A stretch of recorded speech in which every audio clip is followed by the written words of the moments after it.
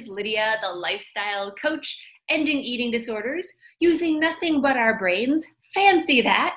How cool is that? And as you guys know, we just love to share the hope and the stories of all of the real people who have been through this experience of going through like food crazies to food freedom, using just their brains. And we have an incredible woman on today. She has just been an amazing part of our community, just someone just as a human to be so just admired, and she's just a joy.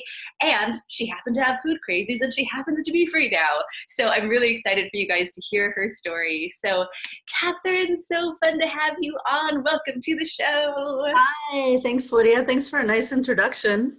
Oh, well, you're a lovely person. It's easy to introduce you. So Thanks. I'm so excited to just hear about your story today and for people to get to know you a bit. So why don't you just start out and let people know sort of your origin story? Like, where did this sort of come from? Where did this start? Give us a little like lead up to when, before we got connected, and a little bit of your food history, if you will. Yeah, sure.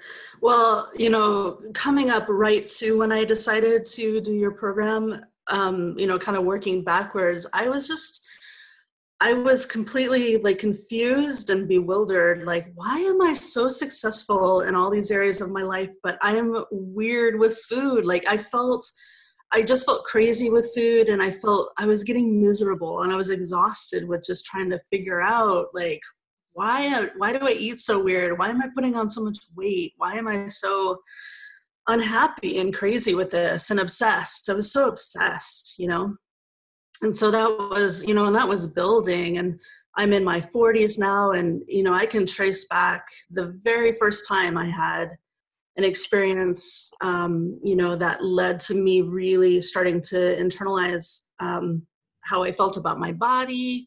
And, I can look back now, and as a young child, starting around 4 or 5, my stepmother, I can see now that she had her own views about how you should eat and how you should look. And she very directly put that on me. And I remember her at 5 years old saying, "You're so fat, you look like you're pregnant." And if I wanted to eat something like cake, she was always trying to get me not to eat certain things. And she'd say, "Well, I saw bugs in that cake, so you shouldn't eat that." And so she was constantly doing that. And I can look back at that now, and I can see, now that I've done the program, I can see, oh, that was, of course, if your mind is being formed thinking that there's something wrong, then you're always going to think there's something wrong, which in turn leads to feeling crazy with food. And, but I just felt a lot of shame. I was like, how come I'm the only one of my friends who's dieting all the time, and I'm the only one of my friends who's fat? Like, what the heck? It was so frustrating and so embarrassing to me. And yeah, so that's a little bit of kind of the broad view of my background. I just felt, I didn't understand why I felt so weird. It didn't seem like my other friends were going through what I was going through. Yeah, thank you so much for sharing that. And I know that for a lot of us, like this sort of distorted image of ourselves or of food or of eating or body or whatever it is, it literally started before we had any say in anything, right? Totally. It's like the days where, like, if somebody tells you that elves live in your closet, you're like, well, I guess elves live in my closet. You know what I mean? Like when we're kids, and then all of a sudden we have these ideas thrust upon us, and it's very confusing. And such a common feeling. Just want to bring awareness to this frustration in, I'm so successful at everything else. Like, why is this simple thing like food a huge struggle in my life? So absolutely, like, I know how frustrating that is. So, I mean, anything else just sort of about your beginning story, or we can go into just tell us a little bit about your experience of what it's like to have an eating disorder. Like, what were you doing? How did it feel? Like, let us in on that experience for you. Yeah, well, the very first time I remember binging was I was in preschool. So it was, again, I must have been like 5. I was really young, and I remember they brought somebody in, and she was making something, I think it must have been crepes. I don't remember, but I remember for some reason they brought in this person to make all us little kids these crepes. And I remember I couldn't stop eating them. And I had have her make me one after the other after the other. And I remember all the other kids had gone out to recess and I was still there and I couldn't stop eating them. And even at that really little age, I mean, I look at 5-year-olds now, they're so tiny, you know? And I was like, I can't stop. What's wrong with me? And I was embarrassed because all my friends were out playing and it was like a big, like glass screen door. So they could all see me in there eating and I could see them playing and I couldn't stop. And I didn't know what was wrong with me. And that's my first memory with feeling crazy with food. And that was over 40 years ago. And then, you know, going in and out of having those kind of experiences and not knowing what was wrong with me. And then when I think I was like 14, we moved and I started putting on a lot of weight and I started binging and I was really embarrassed. Like I would do stuff like, you know, ice cream was something I was really into. And so I didn't want my parents to know. So I would eat the ice cream from the bottom of the carton. Like I'd open the bottom part you're not supposed to and hope that they wouldn't find it. And then they, you know, they'd be like, what happened to all this food? And I didn't have any siblings, so I couldn't blame them. I was like, the dog? Like, I didn't know what was wrong with me. And I do remember starting to seriously binge. Like my stepmother gave me this almanac of diets. And this was in the 80s. And she's like, pick one. And so I picked like kind of 2 or 3 and put them together. And I was starting to lose weight, but I went too far the other way. I started losing way too much weight. Not really, I mean, I wasn't anorexic, but I was like losing a lot of weight. And then I started to binge really hard. I was like on a track team. So I'd go run 5 miles a day in the Florida heat. And then I'd come home and I'd start eating ice cream and fried chicken. I was a vegetarian at the time too. And I'd start eating frozen fried chicken. I mean, it was insane. It was crazy. And so I put all the weight back on and then some. And then, you know, fast forward, just continued. And some periods of my life were a little easier, but I remember a really hard time. It was like, you know, during the recession, so what, like 2008 or something. And I remember I was single at the time and most of my friends were getting married and having children. And my career, I worked for myself, so I didn't have a lot of coworkers and I was feeling really lonely. And I remember, and I lived by myself, and I remember just going home on the weekend, shutting the door, locking it after going to the grocery store, and I would just eat. And I was miserable. I was so miserable and I didn't know how to stop. And I didn't know what was wrong with me. And I was starting to isolate myself from people. Like I was starting to not want to see friends. I started turning down invitations. I started not doing a lot of things I wanted to do. Like there were a lot of activities I wanted to do, like maybe like a group hiking trip or group kayaking trip and stuff. And I didn't do it because I was too embarrassed. And I would rather sit at home and eat than be with friends. And it was really, really miserable. And I didn't know how to stop. And I had tried therapy. I was in, you know, doing different group support. I was doing different diets. And I was just like, I don't understand. Nothing's working. So that's a little bit of my, a little bit more background on what it was like to go through that. Thank you so much for sharing. And I mean, with that, let's just be totally clear that the number one cause of eating disorders is restrictive dieting. I think your amazing experience really illustrates this. I mean, before you even knew what binging was, before you even knew what dieting was, it's like, hey, don't eat this. And then all of a sudden, or it's not okay to eat. And then all of a sudden we're binging. And so I think that's just such an important thing to note. I mean, there are different ways that this pattern can start, but that is the number one cause of disordered eating, is that restriction. And really making us into people that we're not. I mean, like, you're a vegetarian who is embarrassed about this, that doesn't want to be doing this, and you're binging on frozen fried chicken. Just I know, it was nuts. Yeah. And I would put money on, if I had never done my first diet, I know if I had never done my first diet, I would not be the weight I am today. Because even when I was a normal, healthy weight, I was convinced I wasn't. So I would diet and then I'd binge and put on more weight. And I'm like, gosh, if I could turn back the time clock, I wish I had never gone on a diet. Because I know 100% that I would have been better off if I hadn't done that. But we just didn't know, you know? So, I mean, I had somebody say the other day, just a young girl, and she was just like, I wouldn't have ever started dieting if I knew that it turned into eating disorders. It's just like, Yeah. I know, neither would I have. You know what I mean? It's just like, it's one of these things that there's no, Surgeon General's warning on diets, Not yet. Yeah. It's really propped up as just like, oh, this is the healthy way to live. This is the healthy way to do things. And then when it comes down to it, it really wrecks our relationship with food. And so, I mean, whether it was dieting, whether it was something else, a lot of times the pattern looks like you do something like a restrictive diet that turns into binging. And then the binging and the restricting turns into a habit. And then even if you change your circumstances, even if you stop dieting, a lot of times the habit is still there. And so we're still binging out of control and we don't know why. And it's incredibly confusing, especially when we feel like we fix the things that caused it. Well, the habit is established there. So it can just be so, so confusing. So, I mean, what else from your story did you want to, like, do you feel to share just about like, what was sort of maybe a low point for you, or what were some of the biggest costs in your life?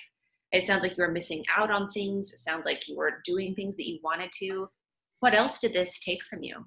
Yeah. Well, I mean, just how much I held myself back from, because I felt so embarrassed and ashamed. And, I remembered this a couple days ago, and this is a memory I'd completely forgotten about. And I can look at it and now see this is related to just the shame I was feeling about how I looked and my body. And it may not seem related to food, but I think it just the theme of the shame I had developed because of this secret I had and this thing that was wrong with me. And just so I don't forget to say this, like I've learned in this program, like there's never been anything wrong with me. But I really believed that there was something really fundamentally flawed about me. And so I think the story is a little dramatic, but it kind of drives home like what shame felt like for me. So many years ago, I had to park my car downtown. I was living downtown in this town I was in, and I had to move my car because the meter was going to run out. It ran out like 7 a.m, and I'm not a morning person. I'm a night owl, but I had to walk out there, and I was kind of sloppy looking, and I just didn't feel good about the way I looked. So I moved my car. I was walking back to my apartment, and I was walking legally with the light, but a truck took a left turn and hit me. And I was okay, but what had happened is that the truck bumped me and I fell, and I was really, really close to almost being fully hit by the car. And then the gentleman came out of the car to see if I was all right. And I was so embarrassed by the way that I looked. I was like, no, I gotta go. And I didn't realize at that time that I just felt so bad about the way I looked that I wouldn't even let myself be cared for to make sure I was okay. Like, and I just never connected that, but that's like how deep that shame went, and how embarrassed I was about the way I looked, which came back to there's something wrong with me. I shouldn't be eating the way I am. I'm too fat. Just all these things that were in my head. And I can see that was a low point. And then, just back when I would, my form of entertainment and excitement in my life was eating. Like that was exciting to me.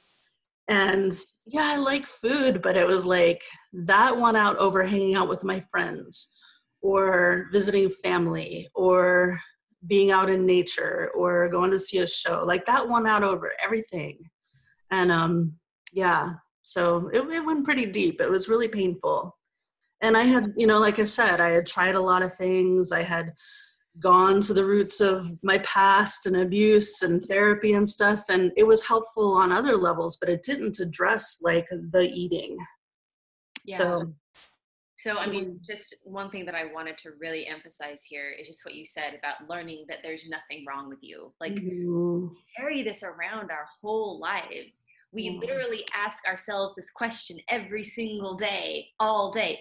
What's wrong with me? Right. There's just the assumption that there is something wrong. We just want to know what's wrong with us, right? Because we don't even have clarity on that. Yeah. And it's just, thank you for sharing that story, Kathryn, because I think that it really illustrates so beautifully how deep this stuff goes. Just like with something as big as being hit by a truck, it's like that sort of shame and that feeling overrides everything else, which is not life, which is not living, which is just No. like, it's just, yeah, I know it's a tough place to be in.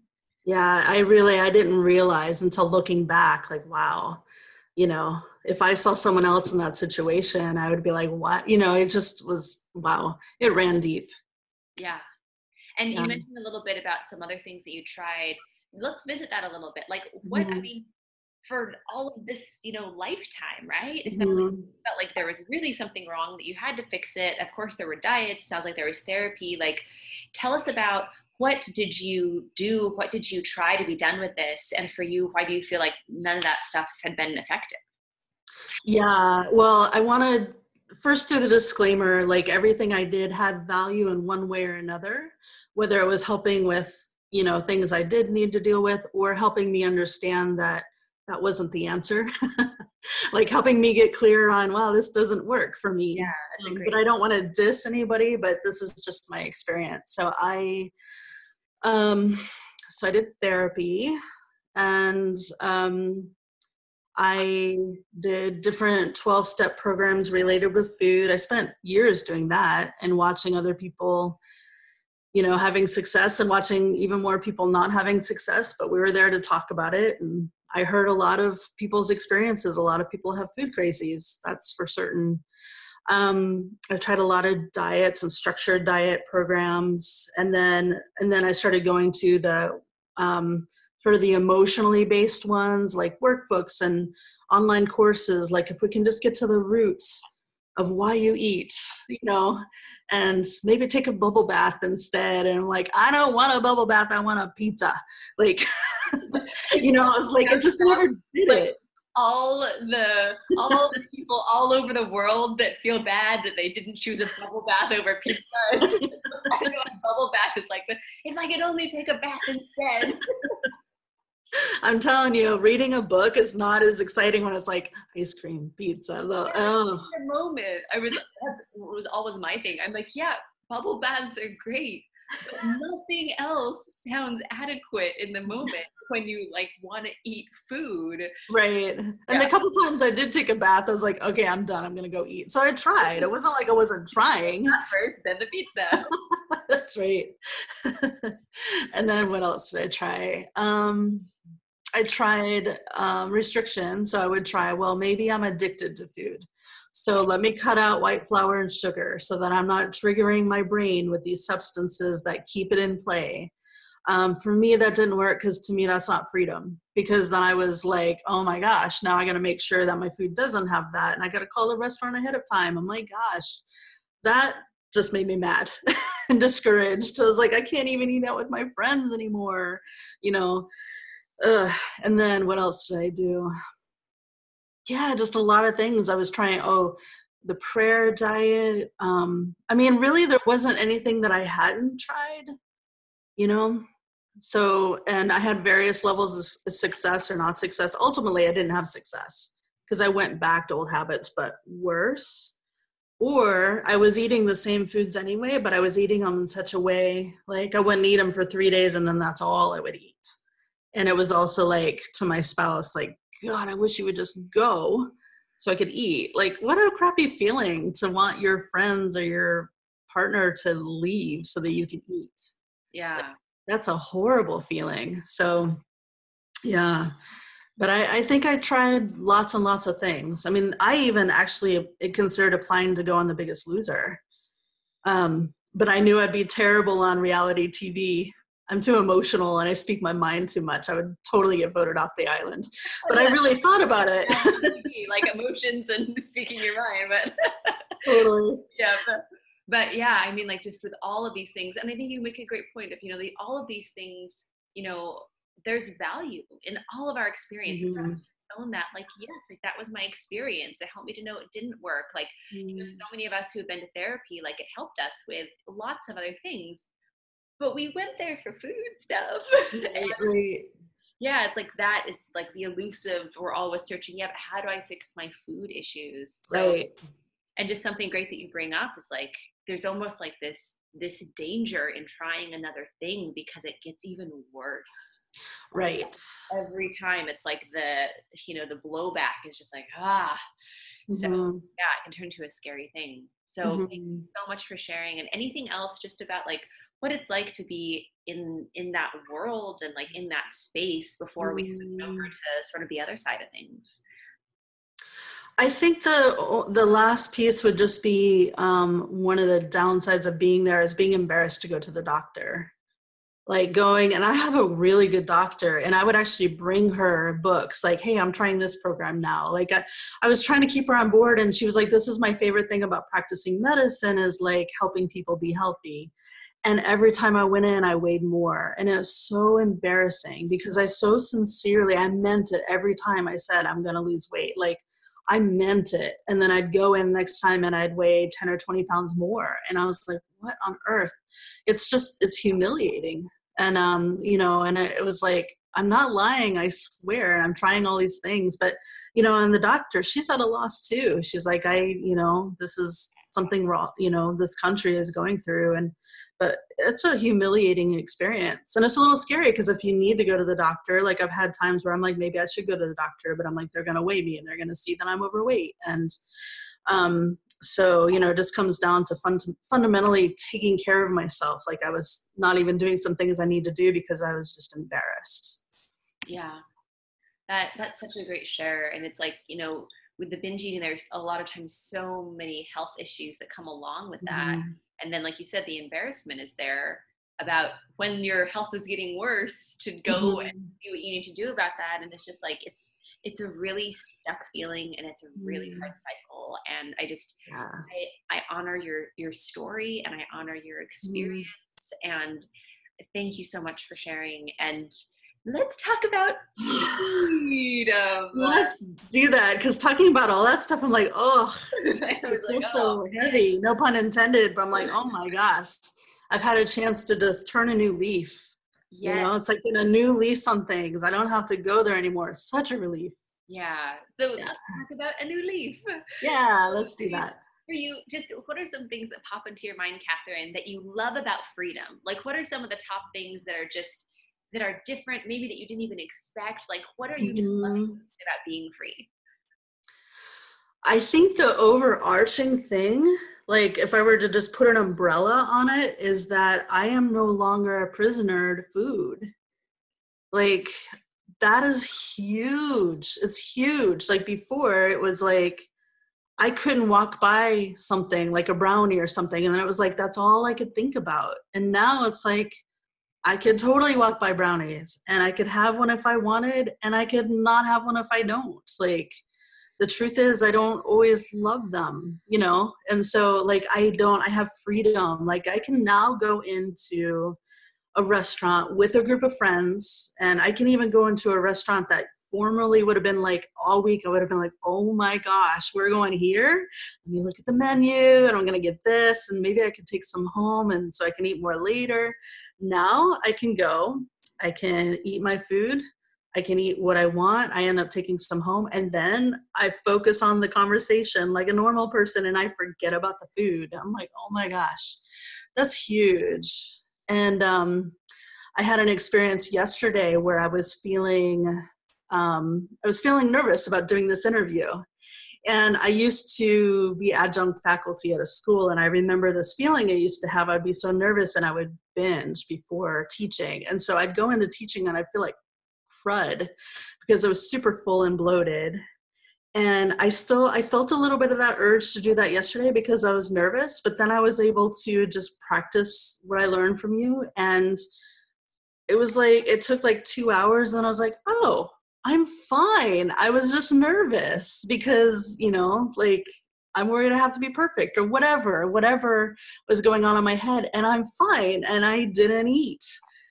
I was like, oh my God, that's huge. Because that was one I just was like, I used to tell myself I'm anxious, therefore I need to eat. Now I'm like, no, I'm anxious and I can eat lunch. Like, it's not that big a deal. I'm anxious, the end. What? I'm anxious, the end. I'm anxious And if I'm hungry, I'll eat. Not necessarily related. Like, so just having that freedom. And the other thing I like is that, you know, there were some things I did, like, for example, when I was like, well, I'm a food addict and I need to stop eating certain things, like life was getting really, really small. And now my life's not small anymore. Like I've also noticed that I don't feel, even though I don't look the way I think I should look, or, you know, my body's recovering from 40 years of binging. I don't feel like I need to isolate myself anymore. It's like even the mindset, like it can look the same on the outside, but the way I feel is so different. Like we're friends with a lot of our neighbors here. And so it used to be that I would walk around the block and I'd see my neighbors and I would like kind of say hi and try to get away. And now I'll sit and talk and I'm not thinking about my body the whole time. So it goes beyond just the food. It's like, oh, there's nothing wrong with me. There's nothing to be ashamed of. Like, given what I was thinking and what I knew at the time, it made me feel crazy, and therefore I thought I was crazy. But it made total sense given the context of what I was doing or what I believed at the time. And I don't believe that anymore.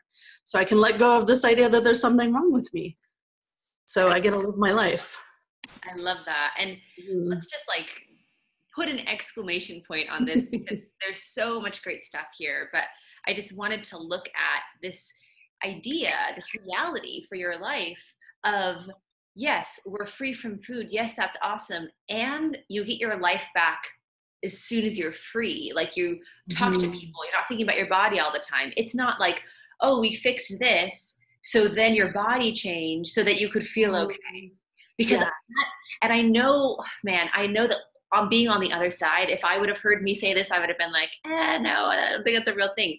But you can literally have the same body that you're in right now and feel totally different and not be obsessed about it and not try to hide it and not be scared, because you live your life right now. Like we only have so many days. So being able to just be comfortable wherever you're at right now. And if that changes, it changes. If it doesn't, it doesn't. Either way, you get your life back. So I'm so glad you brought that up, because that's a beautiful thing. Yeah. Yeah. And what else? Well, I have a lot more time. So I will preface this by saying this, there was a time in my life this might not have sounded like something I wanted, but now that I have it, I'm like, this is great. Like food is not entertainment anymore. Like eatertainment. I used to call it, like, I'm like, it's not as exciting as I thought it was. Like, I don't live my life for, you know, food now. And that's great. Whereas before it's like, what do you mean I don't live my life for food? What else is there in life? I'm like, there's a lot of things in life besides eating. And eating's great. You know, we need to do it to live. And sometimes it tastes good and everything. But oh my gosh, it was like, and I've told you this when we would talk on Polos, like I used to walk around grocery stores for entertainment. Like, yep.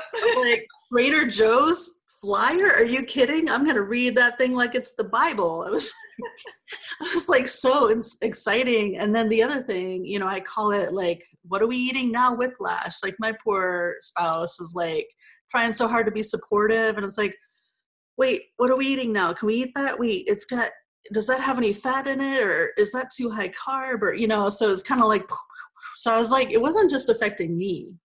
You know, it's affecting my friends and my spouse and, you know, like, you know, just giving them that whiplash. And, oh gosh, now they don't have to, you know, I don't have to take them along for that ride, which is really nice. Yeah, that's such a great term. Like that's exactly, because everyone around you that cares about you, that's with you on this roller coaster, you know, is like trying to help you do what you really, really want to do, which is different all the time because you're just trying to figure this out, right?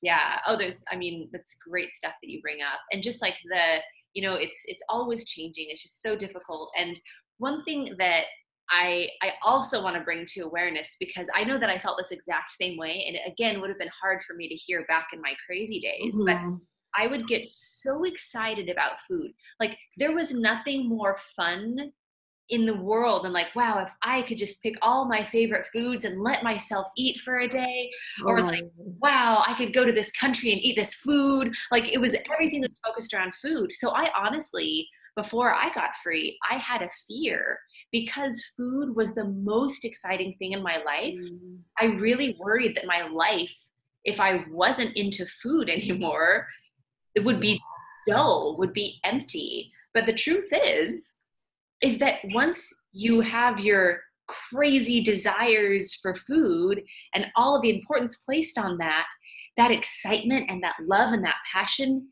gets to go. You don't lose it. Right. It Yeah. goes towards stuff that you actually care about.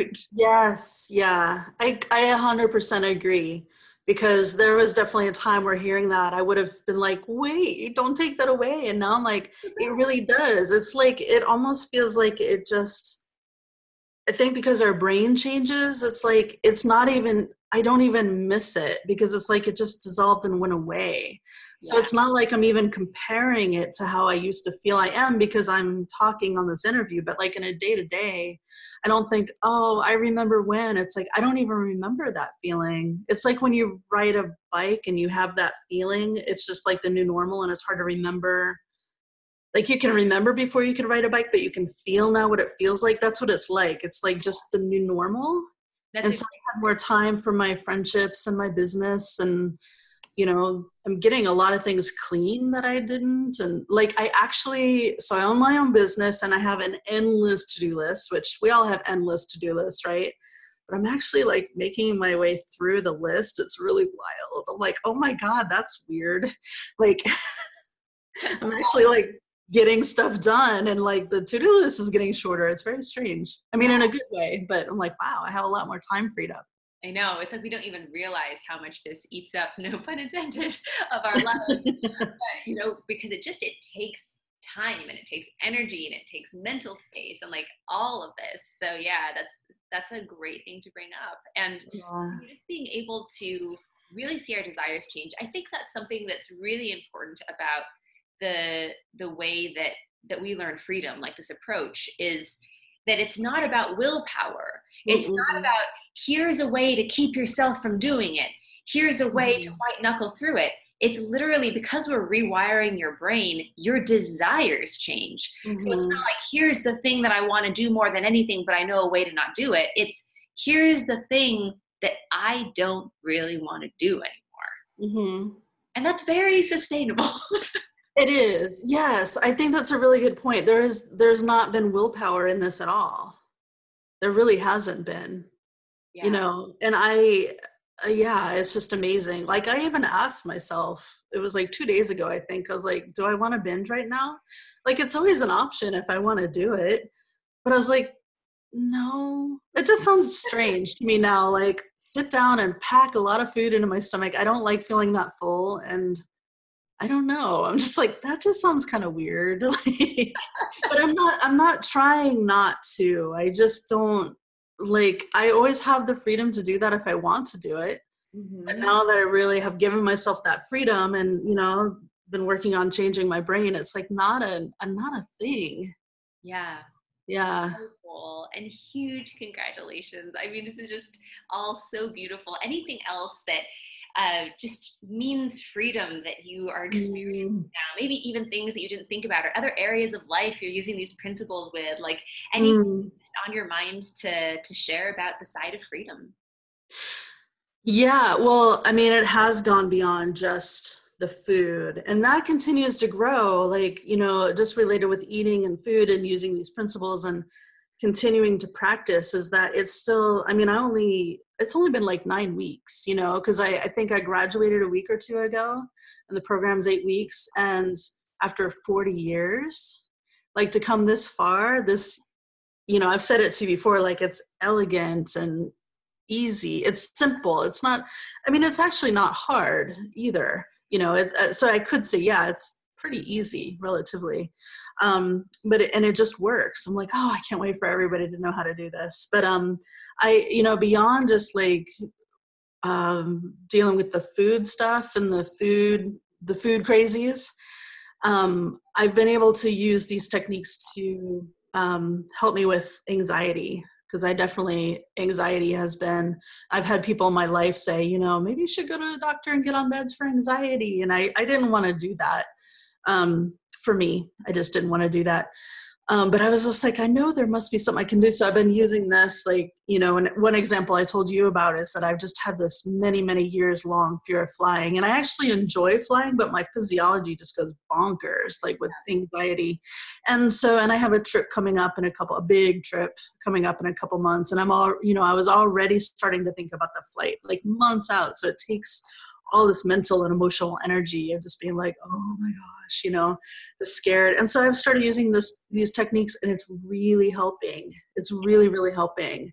And it's so simple. And it's like, you know, for me, doing this I've done so many personal development things in my life and gone to so many programs and worked with so many coaches. And I learned so much that worked for so many different things. But for me, this is like the keystone. It was like the linchpin that was missing.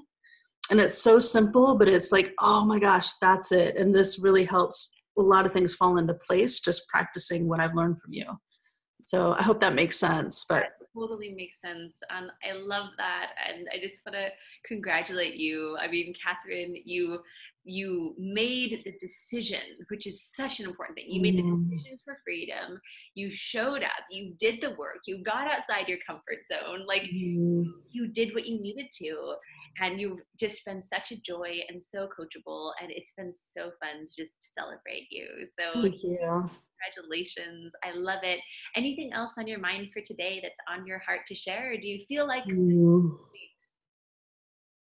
I think the last thing I would say is, like, it's just been a joy to work with you. Like, what you see is what you get, you know, which is really nice. And I think what I see even more, having been in the program of you, is just your wisdom and your compassion and your stand for truth.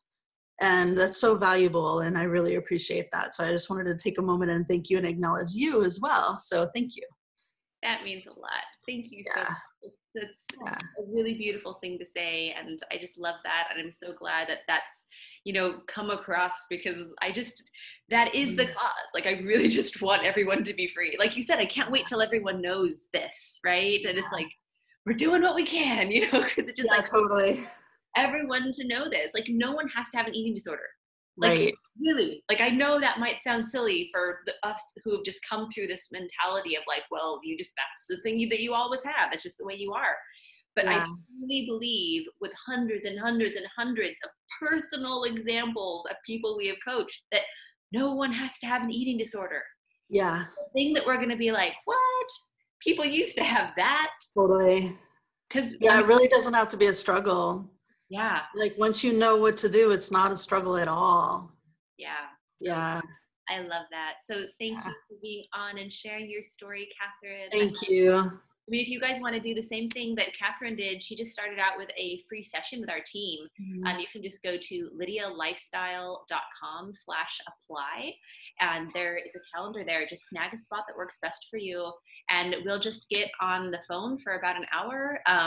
And our team will go through, you know, just really what's working, what's not working, what the missing pieces are. And we really want to help everyone to get that foundation to freedom, which is that clarity. And a lot of times it's something that we've never done. Like, we've never really gotten the clarity of what's happening, and then, you know, seeing the missing pieces. So, I mean, that is something that's available to you guys. And of course, you know, new videos every Monday, all these cool people you get to meet. It's so much fun. So this is Kathryn and Lydia, the lifestyle coach, signing off.